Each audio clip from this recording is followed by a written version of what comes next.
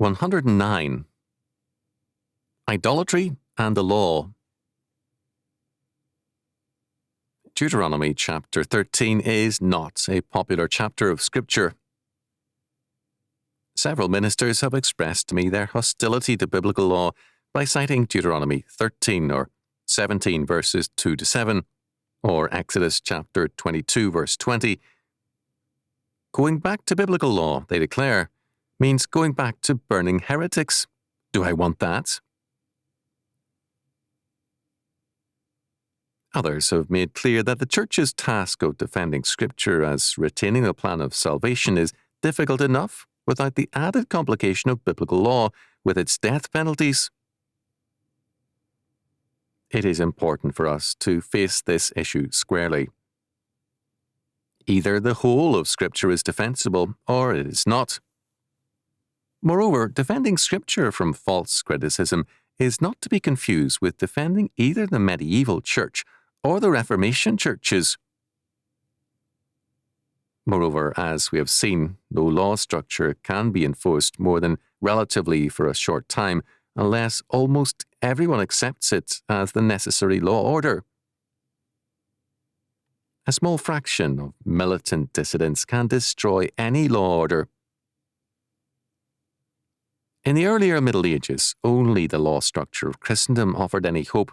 Therefore, virtually all men assented to it, whether believing it or not. At that time, there was no Inquisition, and yet the actual percentage of the truly faithful may have been less than it was during the Inquisition.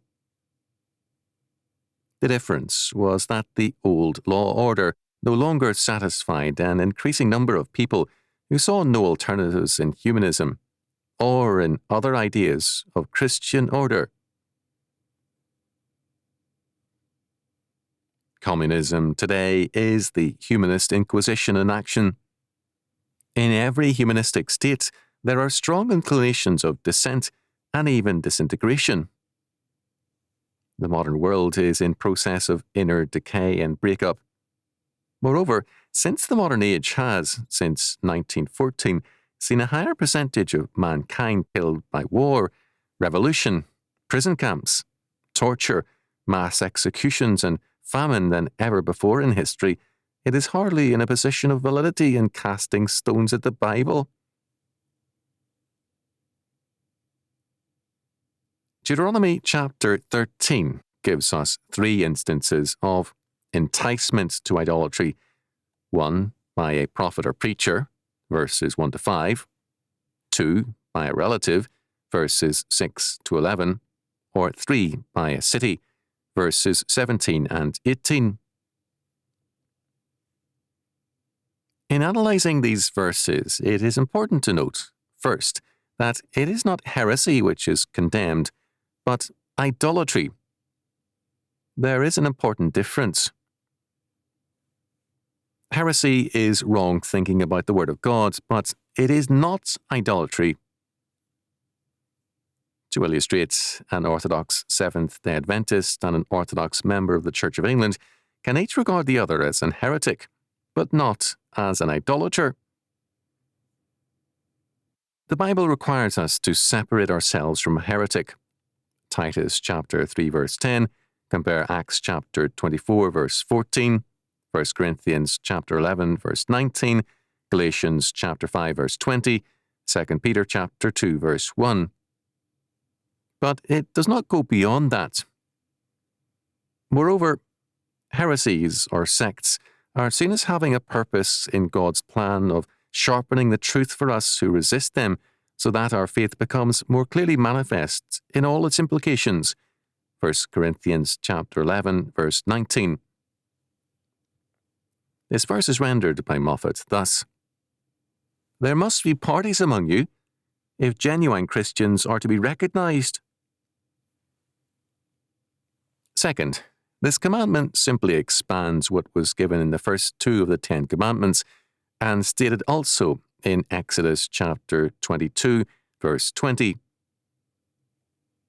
Moreover, the condemnation of idolatry is so basic to the whole Bible, including the New Testament, for example, Galatians chapter 5, verse 19 and 20, Ephesians chapter 5, verse 5, Colossians chapter 3, verse 5, 1 Corinthians chapter 5, verse 11, 1 John chapter 5, verses 19 to 21, that it is impossible to soft pedal or eliminate the force of Deuteronomy 13.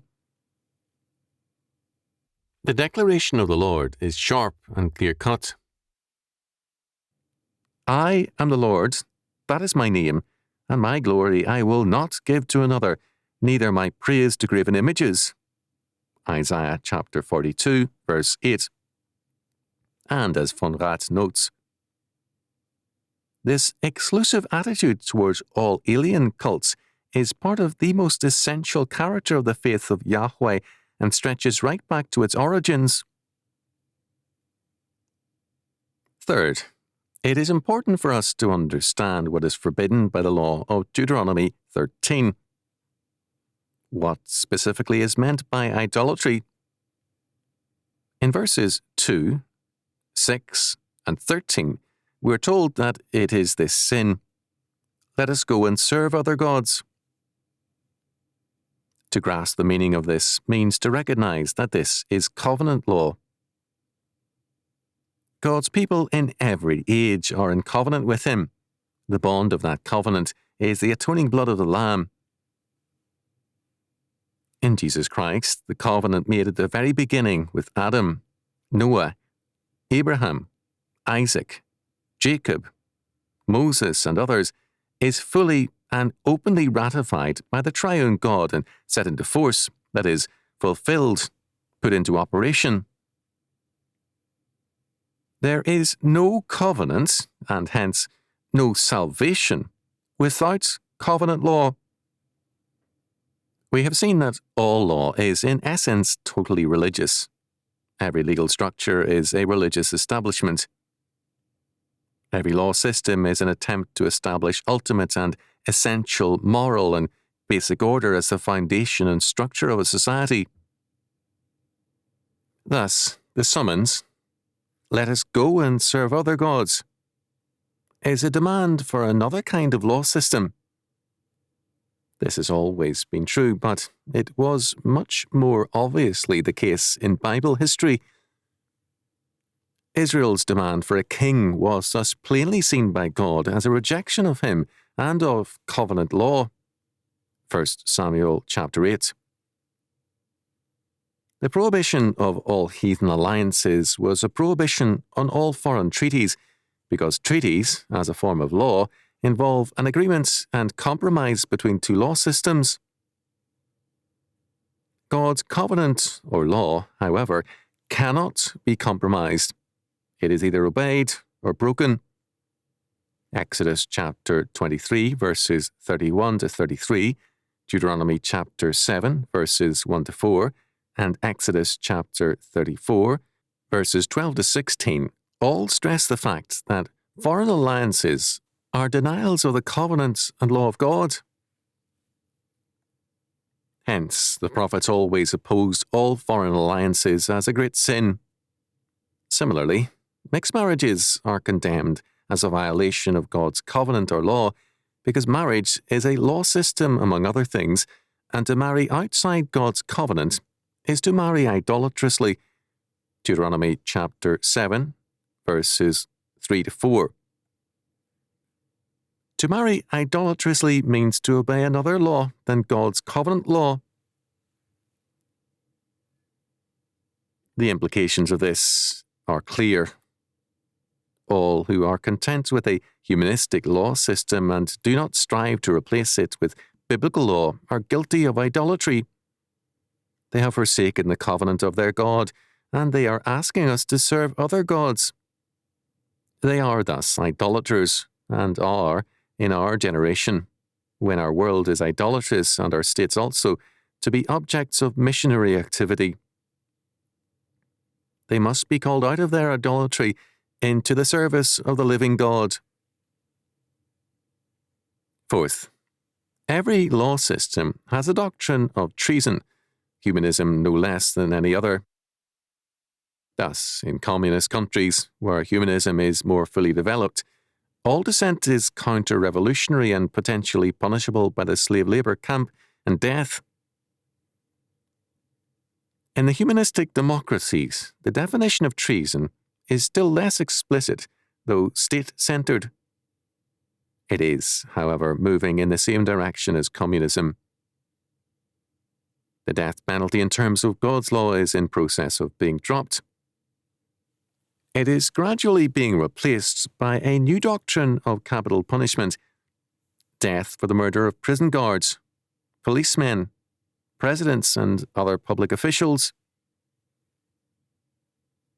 In other words, life has meaning if it is state life, and the capital offences are against the state, not against God's law. The logical development of this is to say that all crimes against the state merit death. Treason becomes then a refusal to commit idolatry. Two systems of treason are thus in conflict: God's system and man's. We cannot avoid this conflict, nor can we avoid defining treason, either in terms of Scripture or in terms of humanism. What then must Christians do?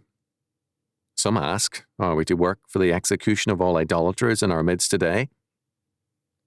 The question presupposes either stupidity or malice, or both. It is our duty to evangelize, to work for the conversion of men and nations to Christ as Lord and Saviour. At the same time, as part of our evangelism, we witness to the meaning of covenant law, and in our own personal dealings, we live by it. We practice the tithe, restitution, debt-free living, and much, much more. Only as God's law is made the practice of men can it become the practice of nations. Only those laws are enforceable which virtually all men are already enforcing in their own lives, so that the state's law affects a minuscule minority. The reality of the modern world is that it is idolatrous.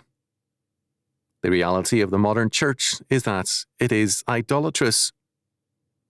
Our law structure thus has long been in gradual process of conversion, and now in rapid process from biblical law to humanistic law. Because most Americans are to some degree humanistic, as are most people everywhere, humanism is butchering millions of babies annually through abortion.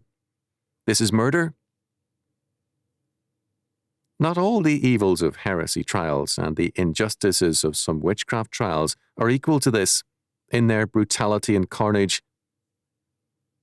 It is arrogance of a fearful sort to believe that ours is an enlightened age and earlier ones darker.